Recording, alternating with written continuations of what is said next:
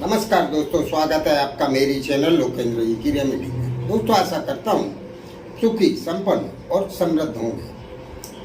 आप सभी जानते हैं चैत्री नवरात्रि बहुत नजदीक है।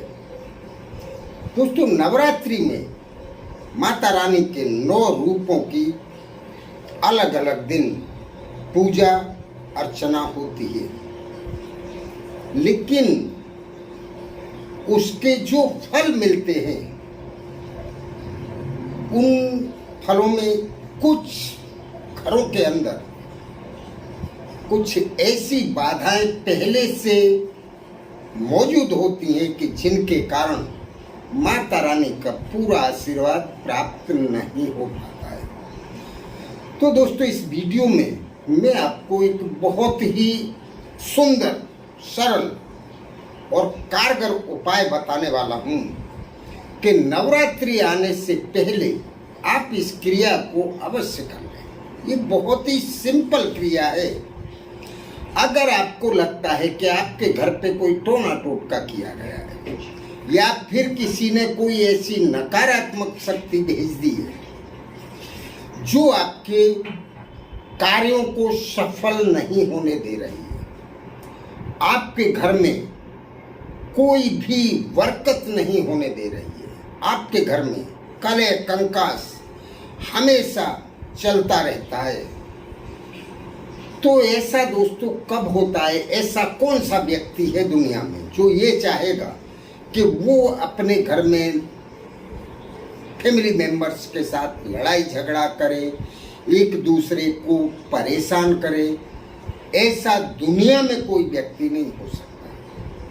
पर ये होता क्या है कि कुछ लोग जो ईर्ष्या के वशीभूत होके कुछ लोगों की खुशियां वो बर्दाश्त नहीं कर पाते या देख नहीं पाते, तो ऐसे गंदे टोने टोटके या नकारात्मक शक्तियां वहां भिजवा देते हैं, जिससे परिवार के परिवार बर्बाद हो गए हैं। तो अगर आपको लगता है कि आपके बनते काम बिगड़ रहे हैं, आपके बच्चे बहुत पढ़ाई करने के बाद भी बहुत अच्छा रिजल्ट नहीं ला पा रहे हैं, आप सर्विस कर रहे हैं लेकिन पूरी मेहनत और लगन से करने के बाद भी आप वहाँ तरक्की प्राप्त नहीं कर पा रहे हैं, या आपका बिजनेस है और वो बिजनेस ग्रो नहीं कर पा रहा है, आप अपने घर में कुछ नया करना चाहते हैं लेकिन वो आप नहीं कर पा रहे हैं, तो दोस्तों निश्चित आप समझ लीजिए कि आपके घर में किसी न किसी कारण से नकारात्मक शक्ति मौजूद है। तो आपको उसका पता करने की जरूरत नहीं है। अगर आपके घर में नकारात्मक शक्ति है तो, और नहीं है तो आप इस उपाय को अवश्य कर लें। नवरात्रि आने से पहले पहले आप समझ लीजिए 9 दिन तक माता रानी आपके घर में हमेशा आती रहेंगी। तो ये शुरू करने से पहले मेरा आपसे निवेदन है, अगर मेरी चैनल में आप पहली बार आए हैं तो चैनल को सब्सक्राइब अवश्य कर लें, बेल आइकन भी दबाएं, जिससे इसी तरह की जानकारी आगे भी आपको प्राप्त होती रहे। दूसरा दोस्तों, अगर वीडियो अच्छी लगती है तो लाइक करें और दोस्तों में शेयर अवश्य करें। कभी किसी जरूरतमंद के काम लगेगी और अगर उसका भला होगा तो आपका भला अपने आप होगा। चलिए दोस्तों, आपको करना क्या है? नवरात्रि 2 अप्रैल शनिवार से शुरू हो रही है। 11 अप्रैल 2022 को समाप्त हो रही है। ये जो मैं बता रहा हूँ ये आपको आज से और नवरात्रि आने से 2 तारीख से पहले पहले आप किसी भी दिन कर लें, या तो आप दोपहर के समय करें या फिर शाम के समय करें। आप गोमूत्र ले लें। अगर आपको गोमूत्र नहीं मिल पा रहा है आसानी से तो दोस्तों पतंजलि में या किसी भी पूजा पाठ की दुकान पे आपको गोमूत्र मिल जाएगा और गंगाजल भी मिल जाएगा। और वहीं आपको काली और पीली सरसों मिल जाएगी। गोमूत्र ले लें, गंगाजल की छोटी सी एक बोतल ले लें और थोड़ी थोड़ी काली और पीली सरसों अलग अलग कागज में पड़ी की बनवा के आप ले आए अपने घर में। और ये क्रिया कोई भी पुरुष करे तो ज़्यादा बेटर होगी। अगर पुरुष नहीं अवेलेबल है तो महिलाएं भी कर सकती हैं। आप गोमूत्र और गंगाजल किसी भी एक बर्तन में थोड़ा थोड़ा डाल लें और उसको मिक्स कर लें। और नीम के पेड़ से आप नीम का एक झोरा तोड़ लें, नीम के पत्तों का 5, 7, 10 उसकी डालियाँ छोटी छोटी होती हैं जिसमें पत्ते लगे होते हैं, वो आप तोड़ के और इकट्ठा कर लें। उस नीम के झोरा से, दोस्तों नीम में महाकाली का वास होता है, आपको बता दूंगा। उससे वो गंगाजल और गोमूत्र दोनों को आप अपने पूरे घर के एक एक कोने में छांट दें। घर का कोई भी हिस्सा बाकी नहीं रहना चाहिए और उसको छांट दें। उसको छांटने के बाद आप काली पीली दोनों सरसों लेके आए, उनको भी किसी एक कटोरी में या एक कागज में दोनों को मिक्स कर लें और पूरे घर में थोड़ी थोड़ी आप फेंक दें। रात के समय करेंगे तो ज़्यादा बेटर होगा।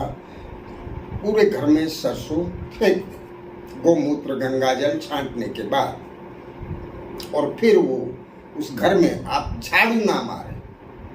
रात भर आपने जो भी छांटा है वो वैसा का वैसा ही घर में रहना चाहिए जिस कंडीशन में आपने ये क्रिया की है। फिर आप झाड़ू ना मारें, आप आराम से घूमते फिरते रहें घर में, उसका कोई टेंशन नहीं है। दोस्तों ये क्रिया इतनी पावरफुल है, चाहे कितनी भी मजबूत नकारात्मक शक्ति होगी, चाहे भूत हो, जिन्न हो, मसान हो, कोई भी हो, वो टिक नहीं पाएगा आपके घर में, वो टिक नहीं पाएगा। उसको ये क्रिया करते ही घर छोड़ के चिल्ला के भागना होगा और वो आपके घर की तरफ आना तो दूर की बात, वो अपना मुंह भी नहीं कर पाएगा। आप इसको करके देखिए। उसके बाद आप नवरात्रि की अपनी पूजा करें।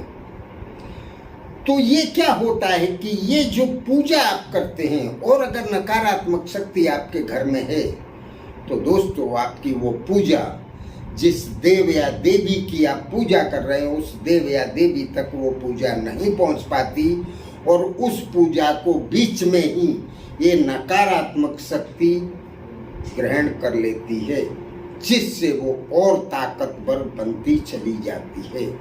आपको लगता है कि आप रोज जो पूजा कर रहे हैं वो आपका देव या देवी उसको स्वीकार कर रहा है। तो ये नकारात्मक शक्तियाँ बहुत गंदी होती हैं दोस्तों, आपके और आपके देव या देवी के बीच में आ जाती हैं और आपका पूजा अनुष्ठान भोग सब कुछ ये ग्रहण कर लेती हैं और आपका देवी या देव भूखा ही रह जाता है। तो फिर आप सोचिए कि आशीर्वाद भी आप तक उस देवी या देवता का कैसे पहुंचेगा। तो आप ये काम बहुत ही सिंपल है, लेकिन आप करके देख लीजिए और उसके बाद आप जो भी पूजा करेंगे नवरात्रि में उसका पुण्य फल भी आप स्वयं देख लेंगे। आपको किसी भी चीज की कोई कमी नहीं होगी और आपका घर साफ सुथरा और स्वच्छ रहेगा। तो करते रहिए दोस्तों। इसको करने या समझने में अगर आपको कहीं कोई असुविधा हो तो पूछें अवश्य। नमस्कार।